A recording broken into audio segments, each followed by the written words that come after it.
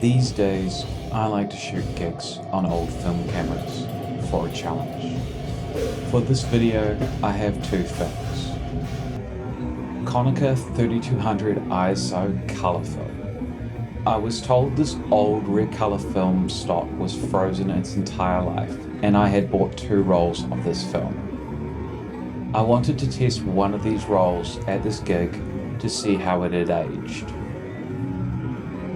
I also had a 24 exposure roll of HB5, which I got for cheap, which I planned to push to 3200 ISO. This was my first time pushing a film 3 stops, and I wanted to see if it was usable. There was 5 bands in total for the gig, but I was only going to take photos of my mate's band who were on last. I also knew the guys in the second to last band, and decided to use them as a warm-up, as it had been a while since I'd shot a gig, and I probably needed the practice. So I took a few photos of them on my film camera, and the rest on my Sony A7 II. Now finally, at the stroke of midnight, Organectomy were playing. Now, one thing you should know about shooting gigs is the lighting changes to a degree, and death metal, or even metal in general, is a very fast 8th or 16th note being played.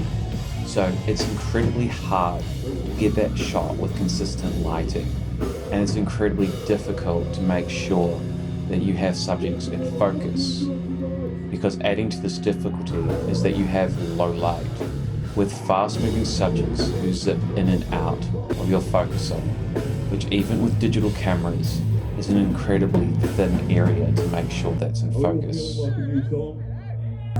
And whenever I shoot at either metal or hardcore shows at this venue, for the safety of my gear, I do not move from this safe spot, which does limit my variety of photos in particular, because these days I shoot with a prime lens instead of a zoom lens, which would at least give me a little more opportunity.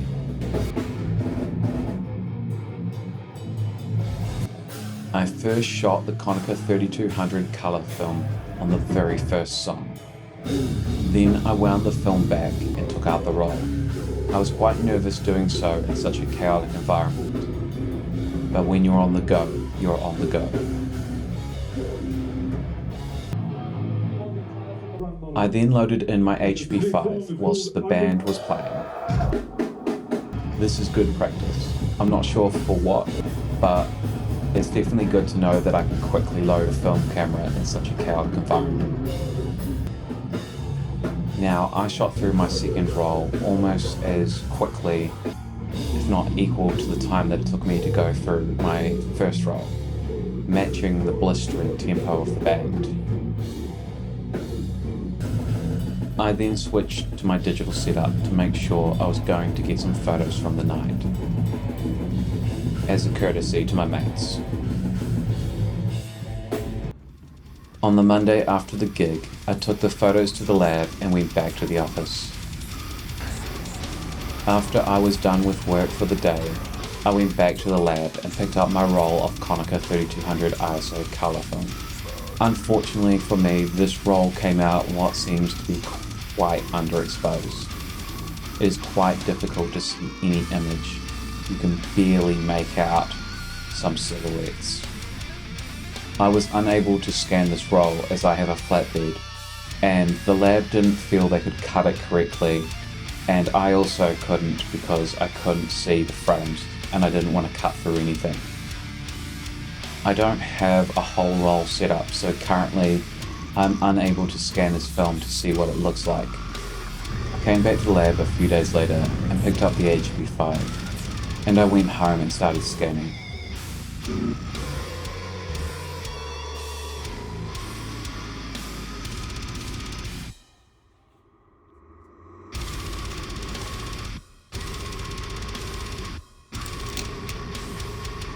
Whilst I started scanning, I got out my second computer and began editing my digital photos, all 600 plus of them.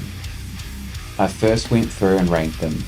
1 star is to be deleted, 3 is to keep for now, and 4 is good. and 5 is great.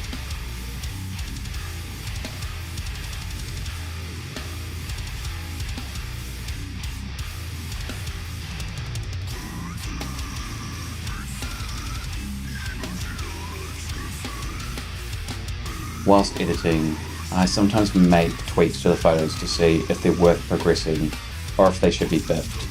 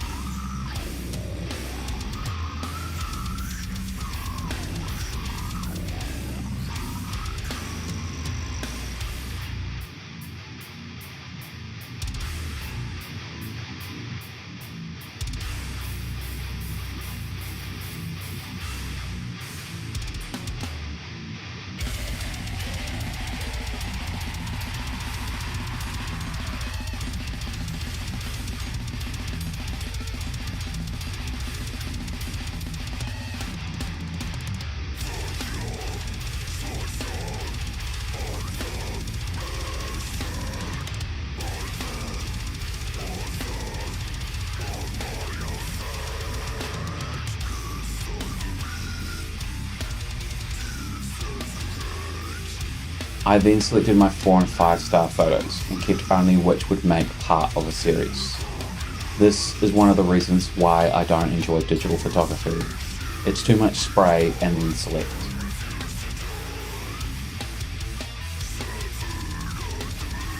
But with gigs being such a fast-paced environment, it does help to make sure that you got a decent photo, even if your arbitrary hit rate is actually quite low and you end up doing a lot of work on the back end.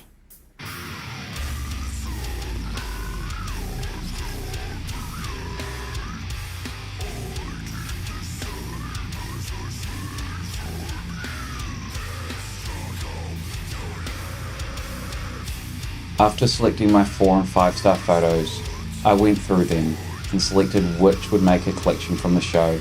If the photos were too similar, I had to choose.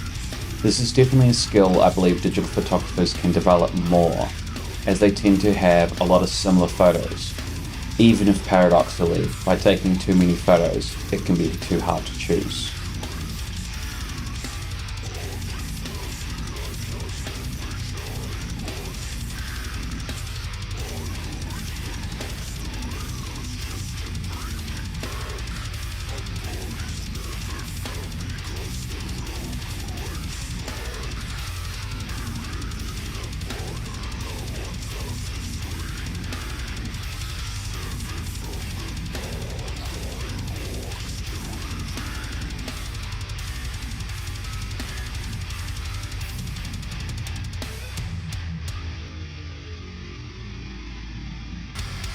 These ended up being the photos I chose to edit and keep for the band Plague of the Fallen. I think this is a lesson I need to keep in my pocket. If you are out of practice, find a way to do so. By shooting these photos of Plague of the Fallen, I think it helped me quickly readjust to this fast-paced shooting that I was feeling rusty on. If I'd not taken these photos, I think I would have struggled more with shooting organectomies.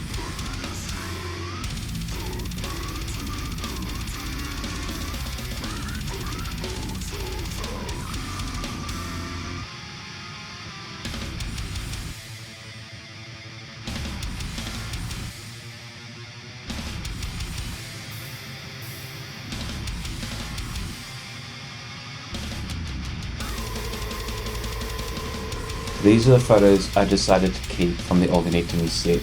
As you can see, a lot of them are blistering red. This camera plus the preset and the lighting really helps create punchy red photos. And it is a bit of an ongoing trend that I have with my current digital setup. I do wish I had the 3200 ISO color film to compare, but unfortunately this is not possible at this moment. But I will come back to in the future to try. Maybe with Sinister 3200, as if you saw my last gig video, those photos also leaned quite red in a nice way.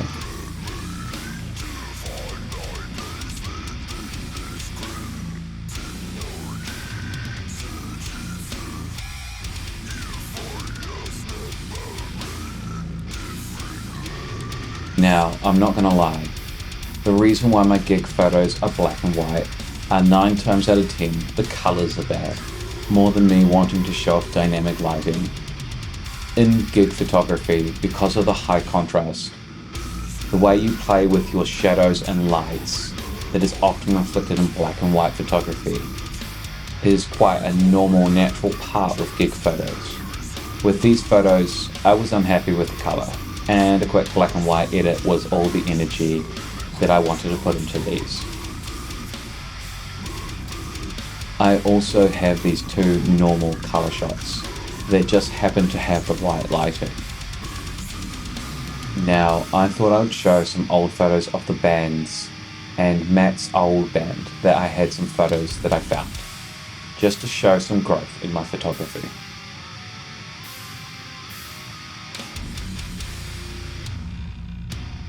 This is supposed to be a film photography channel, so finally, here is the black and white photos I took from the gig. Considering the film has been pushed 3 stops, this grain isn't that bad, especially considering the low light and that this is 35mm film. In fact, I quite like the look of the grain here. It's kind of smooth but still grainy. I could see myself using this for like landscape photography just to give it some texture.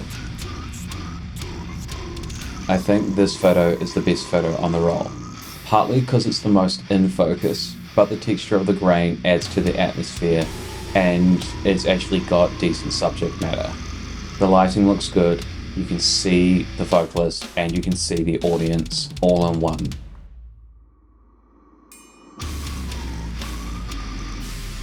Now the rest of the roll is but like considering the difficulty of the subject matter, I'm not fussed. Shooting gigs on film in this environment is hard, and as long as I get a few good photos, I am sated. Anyway, as always, it's been real guys, until next time.